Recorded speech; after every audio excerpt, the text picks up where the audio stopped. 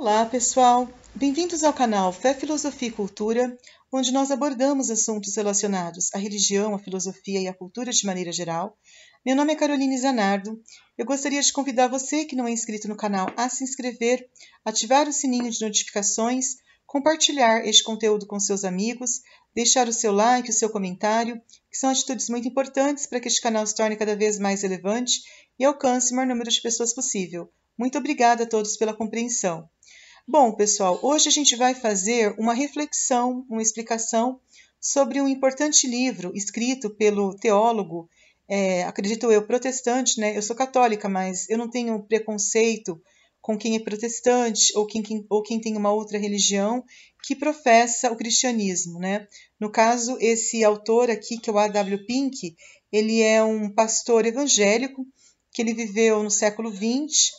Esse livro foi escrito no começo do século XX, ali por volta de 1930, bem no começo mesmo do século XX.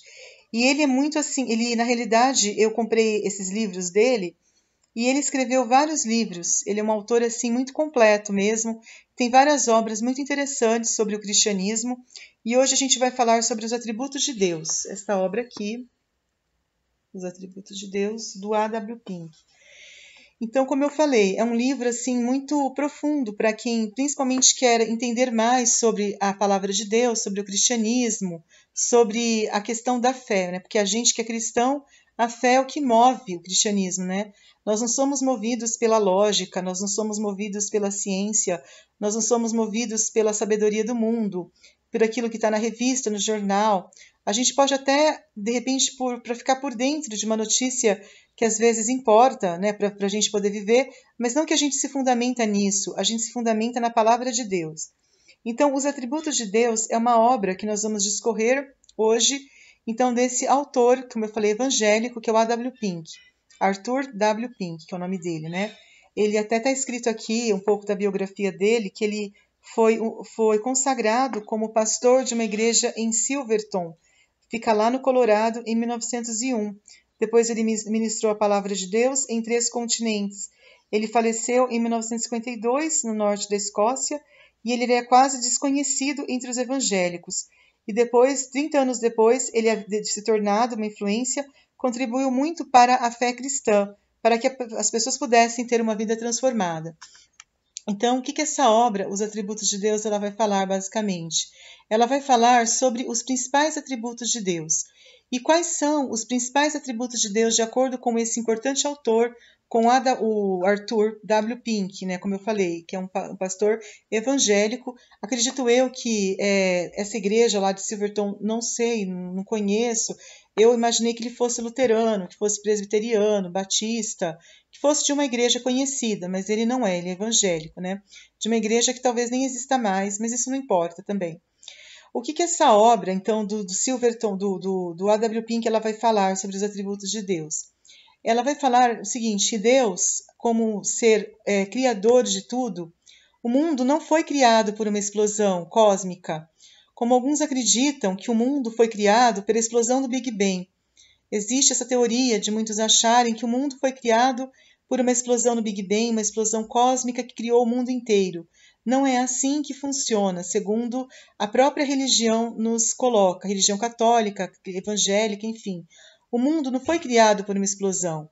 O mundo ele foi criado por Deus. Deus é o criador em 7 dias do mundo. E esse Deus que criou o mundo em 7 dias e depois o homem, ele tem vários atributos. Quais são os principais atributos que esse Deus que criou o homem e o mundo tem? Nós vamos então discorrer sobre esses principais atributos de Deus. Então, vamos falar aqui rapidamente sobre alguns atributos. Deus, ele é um ser bondoso. Ele é um ser que ele é bom por natureza, né? Não tem algo que o torna bom. Vamos supor, ele não precisa de um favor de alguém para que ele seja bom. Ele não precisa de um amor de alguém para que ele seja bom. Nós, humanos, às vezes, para a gente ser bom, a gente precisa receber algo em troca. Por exemplo, eu sou bom, né, na medida que alguém é bom para mim.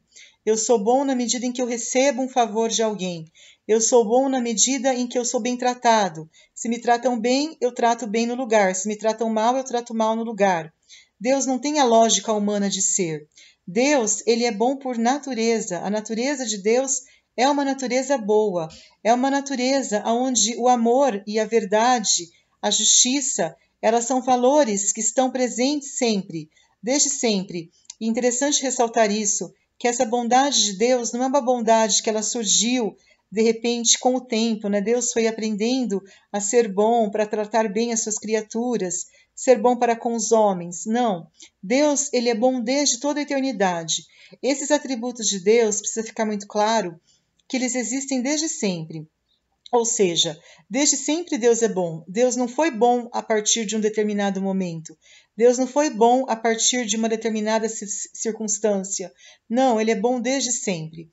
E por ser bom desde sempre, ele é bom para com os homens. Por quê? Porque até na Bíblia fala, ele faz chover o sol sobre os justos e os injustos. Se Deus fosse uma pessoa parcial, uma pessoa que dependesse de algum tipo de favor, que dependesse de algum tipo de troca, né? Vamos dizer assim, de um sentimentalismo humano, ele não seria justo, então. Ele, vamos supor, ele seria injusto, ele seria parcialmente bom, ele faria chover sobre os bons, ele faria o sol nascer sobre os bons, porque quem merece, se for olhar pela questão de justiça, quem merece um tratamento de bondade são as pessoas boas. Os ímpios não merecem ser tratados com justiça, porque eles não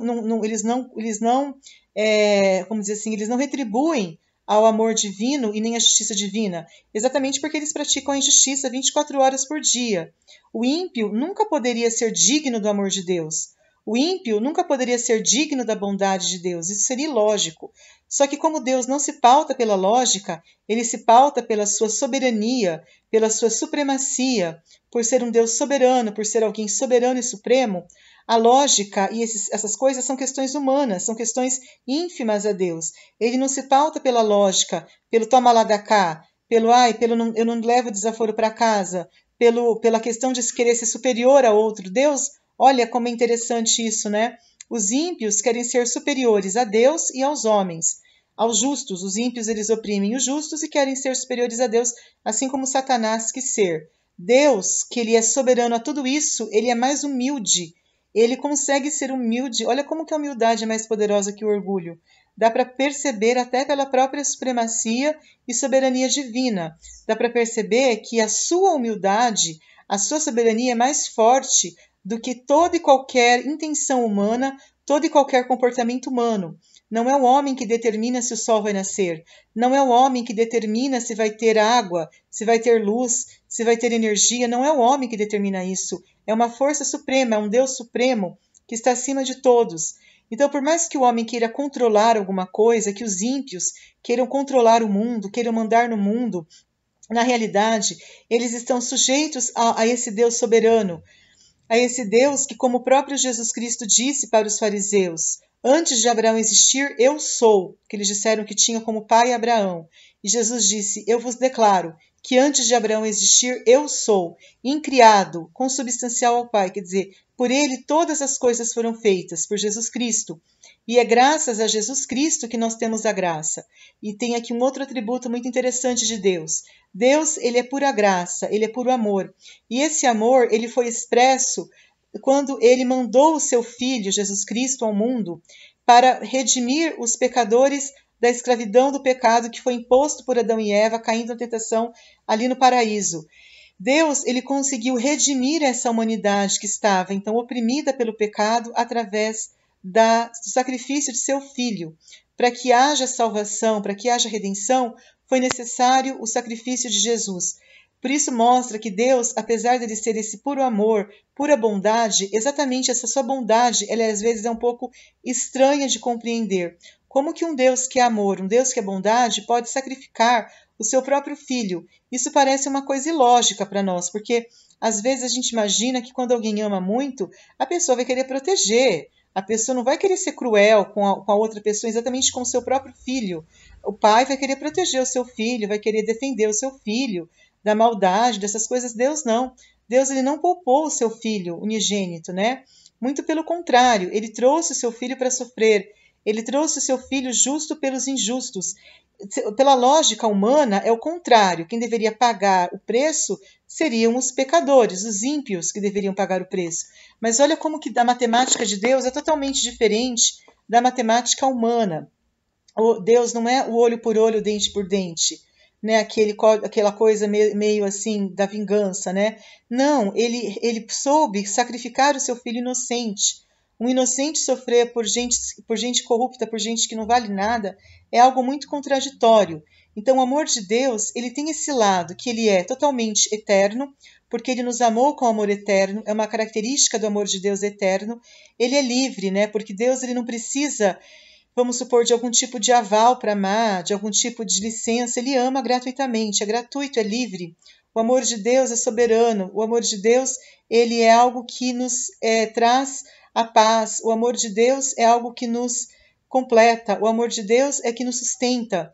Porque se Deus ele tirar a sua mão sobre nós, nós estaríamos às vezes perdidos, porque quem nos sustenta, quem dá vida a cada um de nós é Deus. É Ele que nos dá a paz, é Ele que nos dá a vida plena, e ao mesmo tempo Ele é misericordioso e bondoso, e a sua misericórdia, a misericórdia de Deus é em função, geralmente, né, pelo que o Arthur Pink coloca, é na medida, às vezes, dos nossos pecados, né, porque nós somos pecadores, é que Deus é misericordioso, e Ele tem a paciência também, a misericórdia e a paciência.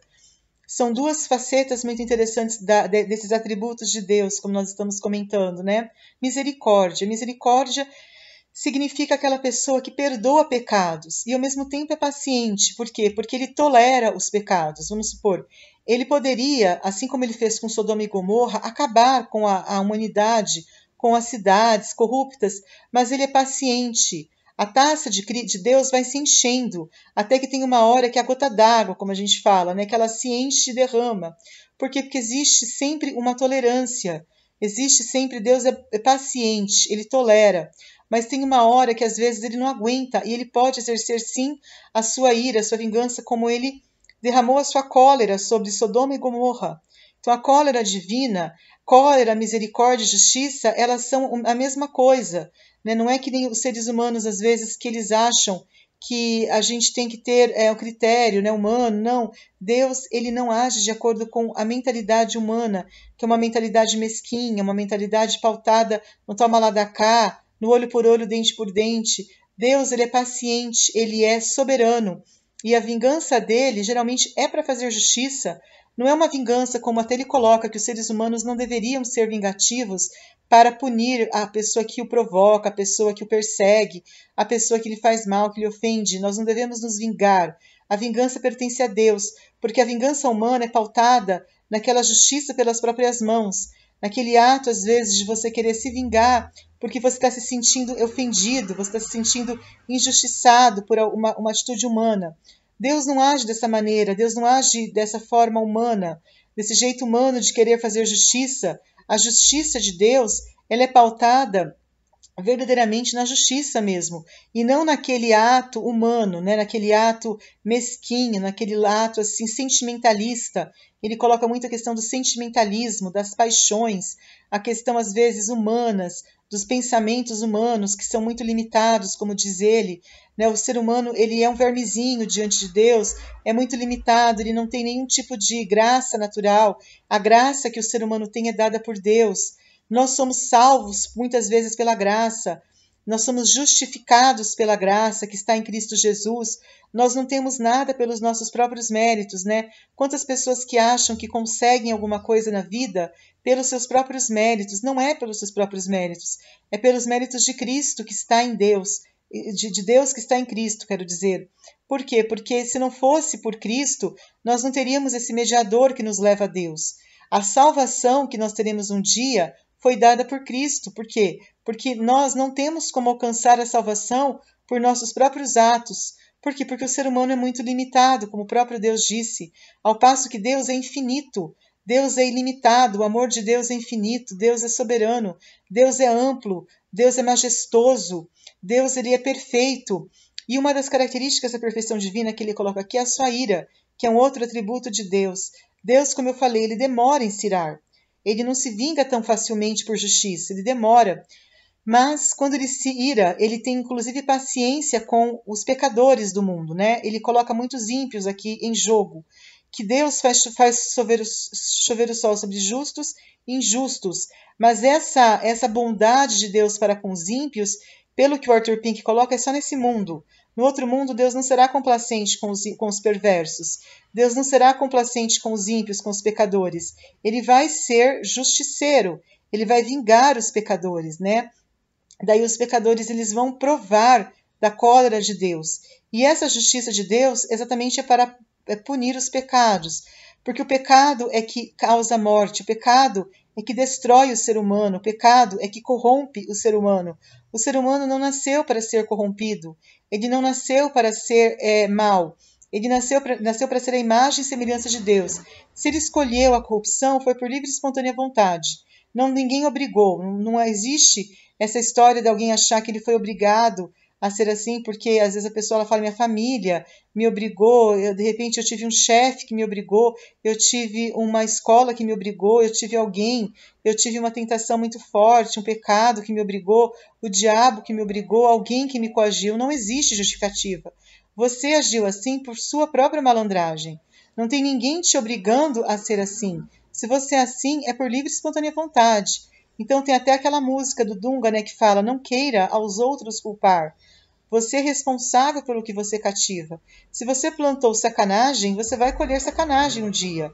Se você plantou injustiça, você vai colher injustiça. Se você plantou a malandragem, você vai colher malandragem. Não tem para onde o homem correr, não tem como o homem querer dizer, olha, eu não tive culpa, eu fui coagido, alguém me obrigou. Não tem desculpa para o homem se justificar diante de Deus. Até está muito claro, não tem como o homem se justificar, porque Deus ele conhece o profundo dos corações, ele conhece a malícia humana. Os crimes dos homens não estão escondidos aos olhos de Deus. Por mais que o ímpio, ele acha assim, eu vou cobrir os meus pecados. Vamos supor, vamos dar um exemplo, né? Eu sou um adúltero. Eu estou no motel, a minha mulher não está sabendo de nada. Eu estou entre quatro paredes, só eu e uma prostituta, de repente. Só eu ali no lugar que eu estou pagando para isso. Ninguém está vendo nada, não. As paredes, elas têm ouvidos, lembra daquela história? E Deus está vendo tudo, não tem como você se furtar aos olhos de Deus. Como eu falei, as paredes têm ouvidos, Deus tem olhos que está sondando.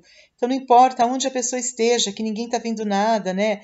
Os humanos podem não estar vendo, mas Deus está olhando. Então não tem como aquele ímpio querer se justificar achando que o pecado dele está sendo invisível, que Deus está ignorando o pecado dele, que Deus estava dormindo, que Deus não viu nada. Não. Tem até em Eclesiástico que fala sobre isso, né? Que Deus vê tudo. Deus, ele é onisciente e onipresente. Essa onisciência e onipresença de Deus, elas abrangem todo o mundo, né? Inclusive, ele está presente em todos os lugares. A onisciência dele significa que ele está consciente, está vendo tudo, nada se furta aos olhos dele, como eu disse, né? E ela é eterna. E todos esses atributos, né? O Arthur Pink fala que eles são eternos, eles existem mesmo antes do homem existir, desde toda a eternidade. Porque Deus nos amou desde toda a eternidade, exatamente por causa da sua bondade. E a sua ira, ela vai vingar os pecadores um dia. A ira de Deus é um ato de misericórdia, inclusive, né? Condenar alguém para Deus é um ato de misericórdia. Quando Deus condena um ser humano, ele não está condenando no sentido, às vezes, de vamos dizer assim, uma vingança, no sentido de uma crueldade barata, no sentido de uma pirraça, no sentido de um olho por olho, dente por dente. Não é por causa de um ódio que ele tem, assim, sentimental. Não, na verdade, é uma justiça. É uma justiça, é um atributo divino. Significa que ele tem que punir aquela pessoa que feriu os seus mandamentos, porque o pecado é tão grave que ele merece uma punição.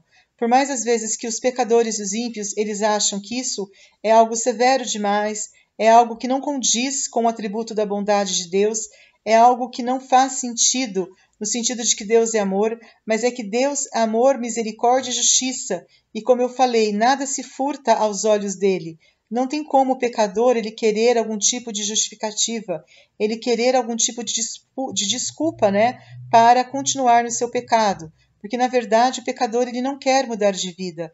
Ele é tão obstinado na sua maldade que ele não quer mudar de vida, ele quer continuar a ofender a Deus. Ele faz questão de ofender a Deus. Olha como isso é sério. Ninguém foi feito para isso. O ser humano não nasceu para ofender alguém. Ele não nasceu para querer ser acima, né? Para ser acima de Deus. Ele nasceu para ser obediente a Deus. Quem foi o desobediente por excelência foi Lúcifer. Esse sim não tem salvação para ele. Mas para o homem, enquanto ele estiver na terra, existe como ele se voltar para Deus através do arrependimento, através da conversão, através da mudança de vida. Bom, pessoal, então era isso que nós tínhamos para falar. Muito obrigada pela atenção, um grande abraço e até a próxima. Fiquem todos com Deus.